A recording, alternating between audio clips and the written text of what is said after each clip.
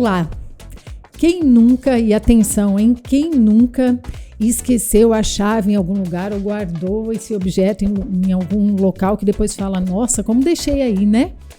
Passou por alguém na rua e pensou assim, conheço essa pessoa de algum lugar, mas de onde, né? E o duro é quando essa pessoa te cumprimenta tão assim próximo e que você aí tem a certeza que você a conhece e não lembra de onde, né?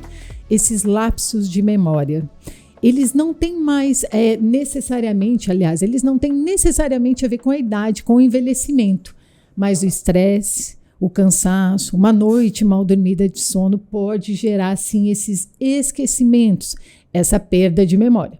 Conosco hoje, Dr. Marcos Estevam, psiquiatra da Unimed, médico cooperado da Unimed Campo Grande, para nos dar umas dicas, né, doutor? Bater um papo conosco. Tudo bem, doutor? Tudo bem. Eu fico satisfeito de poder contribuir de alguma forma. Seja mais uma vez bem-vindo, viu?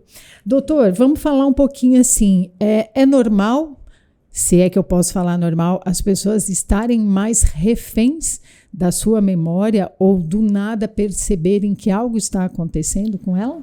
Eu acho assim que é melhor dizer que não é anormal.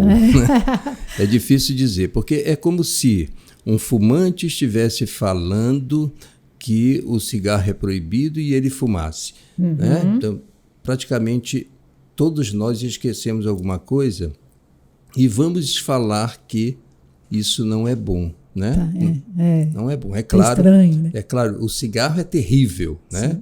E a falta de memória, não, ela não passa a anormalidade. Ok. Dentro de um certo ponto, ela não passa a anormalidade. A gente pode ver isso no decorrer que formos conversando. Mas o que é que nós sabemos? Nós sabemos que a memória, ela é um dos elementos estudados pelas ciências mentais, né? Pela psiquiatria, pela neurologia. Nós temos os locais específicos dela, onde nós guardamos, onde nós fixamos o que nós vemos, o que nós aprendemos, e onde nós depois conseguimos evocar o que nós aprendemos anteriormente. Então, isso é o processo de memória. Algumas pessoas não estão conseguindo fazer isso no dia a dia. E tem como fortalecer isso, doutor? Pois é, porque o que é isso? Veja bem, quando a gente fala em que não é a doença, em que não é anormal, né? A gente não está dizendo que é normal. Nós precisamos normalizar isso. Tá. Nós somos reféns realmente, como você colocou, da memória. Sim. Por quê? Porque a memória, desde a infância, ela nos faz ver o que pode e o que não pode. Pôr a mão na tomada, dá choque. E se a criança põe, ela aprende que dá choque. Né? Nós vamos aprendendo com a experiência tudo que foi positivo e o que foi negativo na nossa vida. E vamos colocando isso em prática com o decorrer do tempo. No tempo eu coloco em prática o que eu acho que é certo. Ou até o que eu fiz de errado, mas em que eu achei que poderia fazer alguma coisa diferente para acertar. Entendi. Então a memória, na verdade, ela é necessária para a nossa sobrevivência. Isso não é uma característica humana, é uma característica animal. O animal também ele sabe o que ele pode enfrentar e o que ele não pode enfrentar. Ele tem a esperteza, né, por assim dizer, de até onde vai, não vai. Exatamente. O limite do negócio. Isso tem a ver com a memória. Ele é ensinado desde o seu nascimento, né? E o ser humano também. Então, a memória, nós nos tornamos reféns dela, sim, porque ela é um ato de sobrevivência. Fundamental. E aí, doutor, quando essa memória começa, e eu sei que nós vamos falar no decorrer, né, do podcast, mas quando eu começo a perceber que ela está falhando, ou que ela já não é mais, a gente não fala assim, eu já não tenho mais a mesma memória que antes, ou quando era mais jovem. Tem alguma coisa que a gente possa fazer para fortalecer isso? Ou daí nós já vamos entrar naqueles assuntos que o senhor vai nos trazer depois, de sim, eu posso ter um problema e o que eu faço, enfim, para ajudar essa minha memória? Eu acho que os trabalhos estão sendo cada vez maiores nesse campo, mas se nós formos ver, no passado, nós éramos muito menos desmemoriados do que hoje. Por quê? Hoje nós temos uma enxurrada, uma avalanche de informações. Sim. E a memória, ela precisa de algo muito importante para ela que se chama atenção. Eu não tenho como ter atenção em algo se muitas coisas estão vindo a mim. E ao mesmo tempo, né? Às vezes. Ao mesmo tempo, é exatamente isso. Você está lendo uma notícia no smartphone, está vendo uma outra na TV e uma outra no computador. É mais ou menos ao mesmo tempo. Imagine isso. Como é que você vai processar tudo isso? Então, essa enxurrada, que eu digo assim, essa avalanche de informações, ela traz um conflito muito grande, ela traz um problema muito grande para essas conexões dos nossos neurônios. E com isso a atenção ela se dissipa. E se ela não se dissipa, então nós vamos ter um prejuízo da memória. Não vamos lembrar o que vimos, ou seja, vimos muita coisa e terminamos não ficando com nada na cabeça. Então, o que é que se pode fazer para isso? O que se pode fazer para isso é quase que impossível hoje em dia. Ter calma, ter mais atenção. Exatamente. Vamos tirar todas essas informações, vamos voltar lá para as enciclopédias, para as bibliotecas públicas, em que nós víamos uma coisa ou outra. Exatamente. E tudo ao seu tempo, não é, doutor? Exatamente. Então, aquilo, nós focávamos naquilo. Exatamente. Então, nós memorizávamos aqui. Doutor, eu lembro, né? E assim, hoje, se o senhor me perguntar um número de telefone celular que eu saiba, o meu, né, por favor, e do meu irmão, porque ele tem esse número, acho que há mais de 18 anos. Eu não sei o número da minha mãe, se eu precisar ligar para ela. E aí vamos lembrar disso que o senhor falou. Antigamente, né? A gente não tinha escapatória. Você tinha que registrar aquilo, ou no mínimo ter um papel. Lembra quando não existia o smartphone, né? E como as nossas memórias eram melhores, né? Eu estou falando de uma forma mais leiga, me corrija, por favor, mas a memória era melhor, não é? Muito melhor. Porque nós exercitávamos mais a memória. Não tínhamos outro jeito, né? Era aquilo. Você hoje é até privilegiada, você lembra o seu, tem gente que não lembra o próprio do telefone. Do seu próprio celular. Né? Agora, o que é que faz? A tecnologia, ela nos desmemoriou. Sim. Mas, por outro lado, ela põe ferramentas para ajudar a que nós não esqueçamos das coisas do dia a dia. Então, ela põe um nome e você clica e está lá o telefone. Está fácil, né? É rápido. Tudo é muito fácil. Você põe uma palavra no Google e vem 10 mil coisas, inclusive aquilo que você estava procurando. Sim. Se você lembra de uma música que você não sabe o título dela, você coloca uma palavra-chave. Uma palavra ou 2, 3 linhas e vem a música. Aí você diz, que beleza, não preciso de nada, para quê? É tão mais fácil. O filho, aquela pergunta do filho, que a gente dizia, papai sabe tudo, quando ele respondia mesmo, hoje o filho não pode mais dizer papai sabe tudo, ele diz, papai sabe ver bem o Google. Ou seja, ele pergunta e ele vai lá rapidinho para o filho e dá uma resposta. E a criança percebe, né, claramente, tipo, eu já tenho um sobrinho, ele fala assim, tia, mas e você? O que você acha? Porque tá fácil jogar aí no Google, né, e me responder.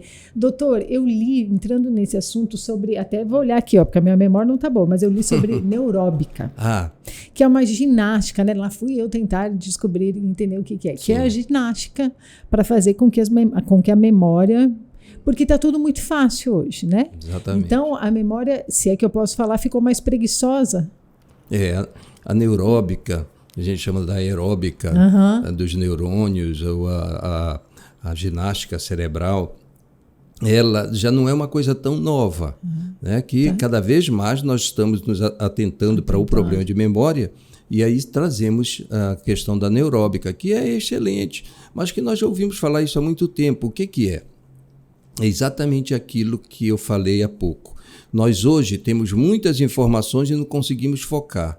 A neuróbica, ela procura o foco. Então, o que é que ela faz?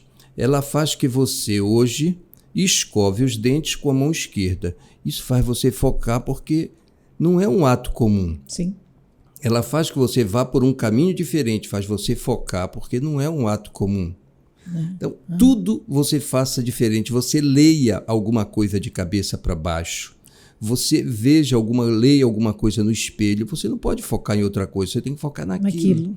Então, ela é exatamente isso. E com isso, ajuda o foco de memória, ajuda essa relação neuronal entre eles, ou seja, que os neurônios possam trabalhar de uma forma mais, vamos colocar assim, sinérgica, e que a gente possa ter caminhos mais sadios de memória. Eu fiquei pensando, o senhor falando isso, e eu já imaginando que eu tenho que fazer alguns desses exercícios. Aí a gente pensa, mas que horas que vai fazer isso, né? Porque você sai de casa na correria, você volta.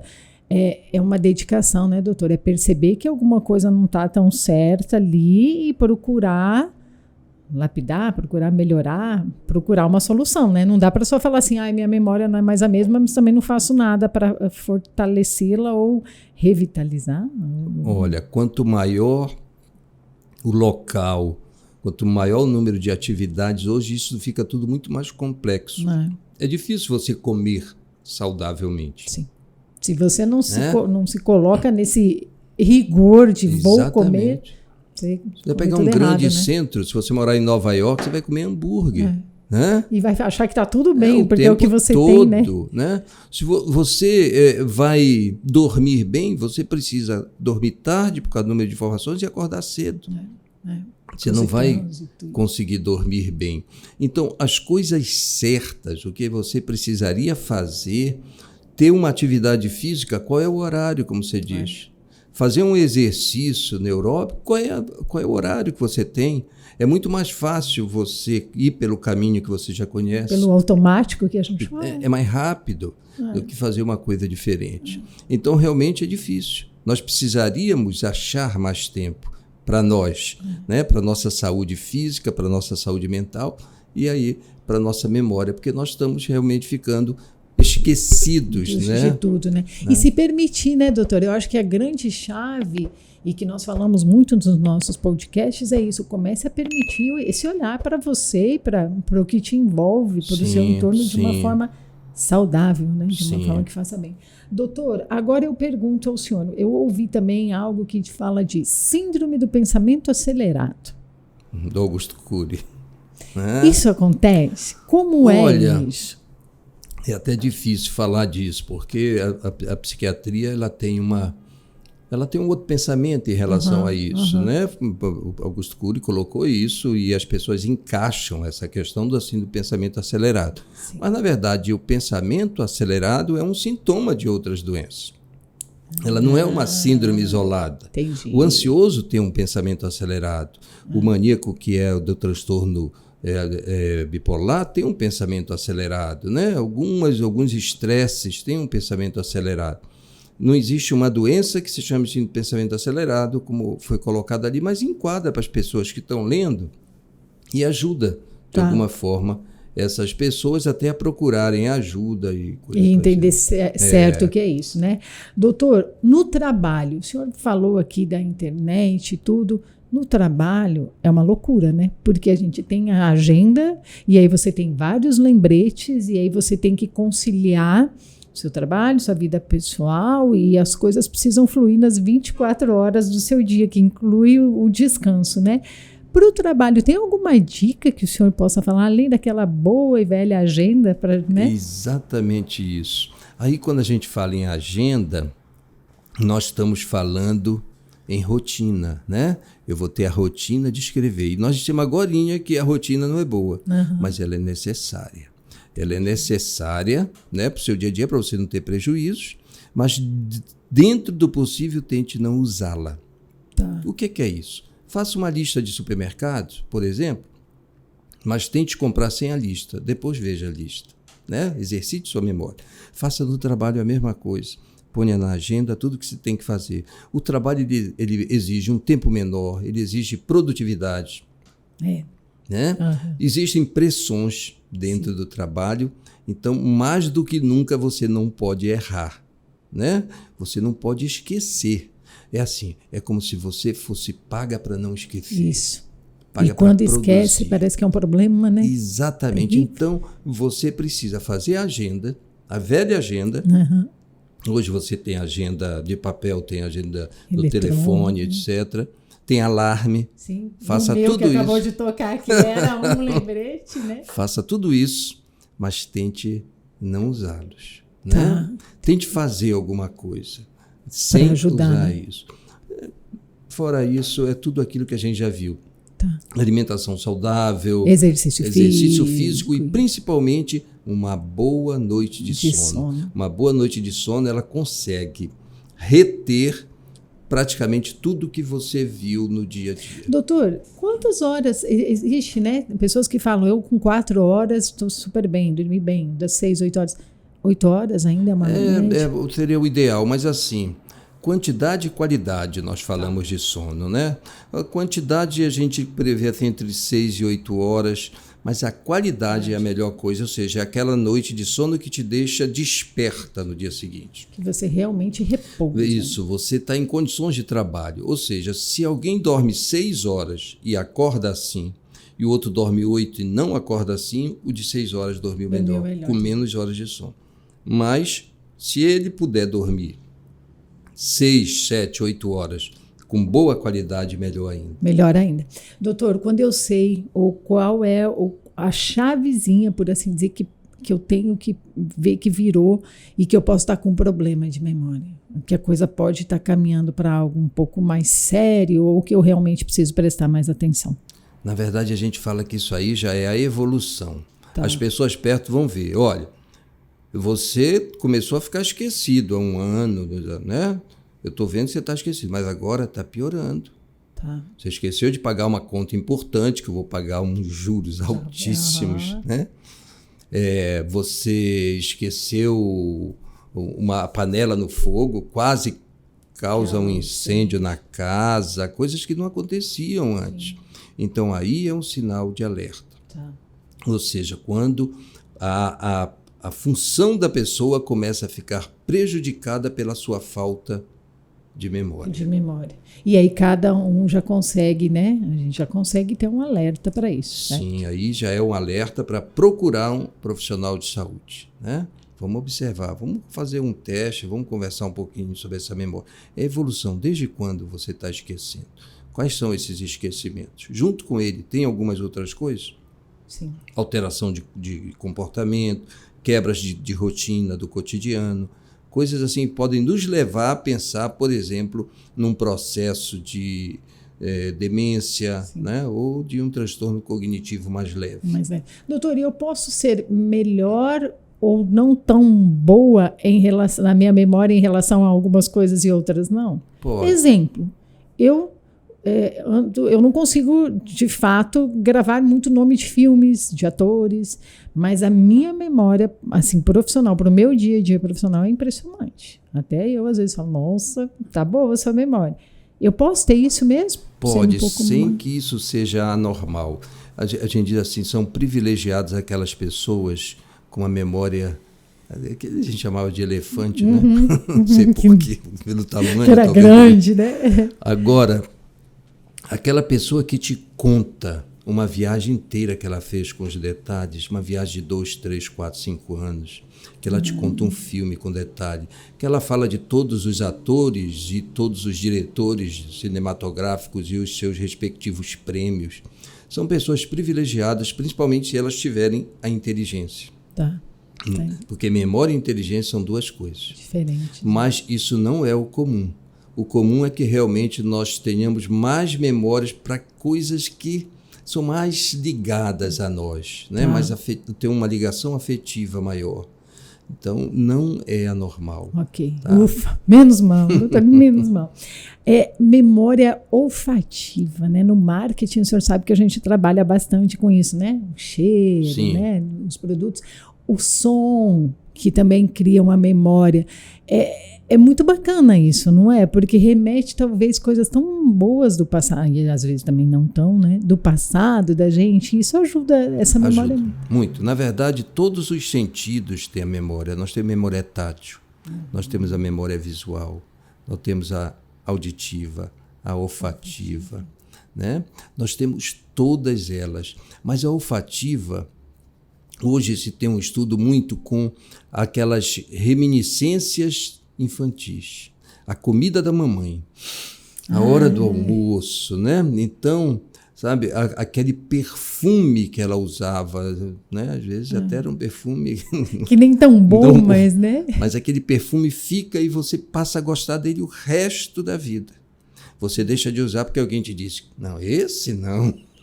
Ainda você está falando desse? Mas você gostaria dele. Então, são as memórias olfativas. E quando você passa em algum lugar e sente aquele cheiro, né? Alguma coisa vem na tua memória. É interessante isso aí. Alguma coisa em relação à comida. Muito comum isso. O coentro, talvez você não goste. Eu adoro o coentro. Eu gosto. E o cheiro assim, a minha mãe usava muito, então ela vem. Vem sempre a comida. O bom cheiro do café, né? Que todo mundo fala, café. Doutor, a gente ficaria tanto tempo falando disso e eu creio, né, que é um assunto tão importante, mas de uma forma, assim, um recado. E até porque quando a gente costuma muito falar assim, a memória tem a ver com a idade. Não necessariamente, né? Então, eu quero que o senhor, por favor, nos deixe alguma coisa no sentido de quem está passando já tem essa preocupação, o que fazer, quem ainda não entende o que seria isso, mas tem uns sinaizinhos que está incomodando ali, deixa um recado para nós, por favor. A memória não tem a ver com a idade. É claro que a pessoa com a idade perde um pouco dessa memória, como perde um pouco de músculo e etc, etc. Né? Mas, assim, o que eu gostaria de dizer é que aqueles que nos ouvem, né, não fiquem tão preocupados. A maioria das pessoas não está desmemoriada, ela está desatenta. É tanta coisa que a atenção é prejudicada. Mas, é claro, todos aqueles que tiverem um pouquinho mais de falta de memória, que isso esteja evoluindo, né, a cada ano, e que comece a causar mal, né? Causa alguns danos, às vezes, alguns prejuízos. Sim. Então, as famílias e eles próprios devem então procurar um profissional da área. Doutor, a Unimed esse ano completa 50 anos. O senhor faz parte dessa história, bem sabe. E além de ser um convidado e um grande parceiro nosso do podcast, o senhor vai levar esse copo para casa. Puxa! Um copo para nossa lembrança. Olha. E aí, iniciando as nossas comemorações dos 50 anos, que a comunidade aí terá boas surpresas para nós e a nossa gratidão aí pela sua parceria de sempre. Doutor, eu que agradeço. A quem nos acompanha, continuem acompanhando, não só o podcast, mas as novidades aí que vêm para os 50 anos da Unimed Campo Grande. A nossa gratidão.